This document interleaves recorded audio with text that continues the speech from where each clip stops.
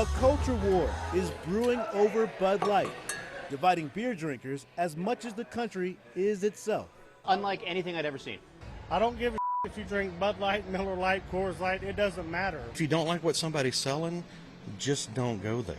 Stop being butthurt about everything that goes on in the world. I celebrated my day 365 of womanhood. The brouhaha stems from Bud Light's short-lived partnership with transgender influencer Dylan Mulvaney. Love ya! The fury from the right, enough to dethrone Bud Light as the best-selling beer in America for the first time in 2 decades. The controversy has taken center stage in Nashville, where 2 of country music's biggest stars, Garth Brooks and Kid Rock, have bars just steps away from each other on Broadway. What's fascinating to me is that right here on Broadway in Nashville, Tennessee, the culture wars have come down to 2 big personalities in this town. It illustrates the way the whole country is responding to the transgender acceptance. Garth Brooks says he plans to carry the beer at his yet-to-open bar. I'm a bar owner now. Are we going to have the most popular beers in the thing? Yes. I get it. Everybody's got their opinions. But inclusiveness is always going to be me. A block down Broadway, Kid Rock made his feelings known when he posted this video shooting up cases of Bud Light. Despite the online bravado and talk of a boycott, Bud Light was available when CNN stopped in recently.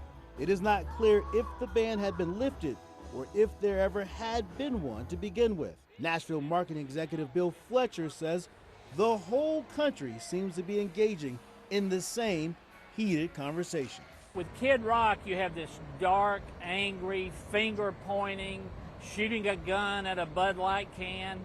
And Garth Brooks is hey, I love everybody, and openness and acceptance. And I think it's what you've seen in the country, going back to African Americans, to gay people. Well, now it's transgender. Here on Broadway, where fans from all around the world come to maybe listen to some music and drink some beer, this Bud Light controversy has left a bad taste in a lot of fans' mouths. It's quite simple. People just don't want it shoved down their throat. No Bud Light, because it's like I have grandchildren. We don't need to put that in the young kids' heads. In Chicago, at Two Bears Tavern, a bar that caters to mostly gay patrons, they also feel strongly about not serving Bud Light anymore. But for the opposite reason. They believe the brand left Dylan Mulvaney alone on an island to face a mountain of hate. To be a true ally means that you don't push us behind the scenes and say, well, I'm going to give you some money, but I really don't want you to be front and center or public. But in some Nashville bars, the backlash against Bud Light was hardly felt.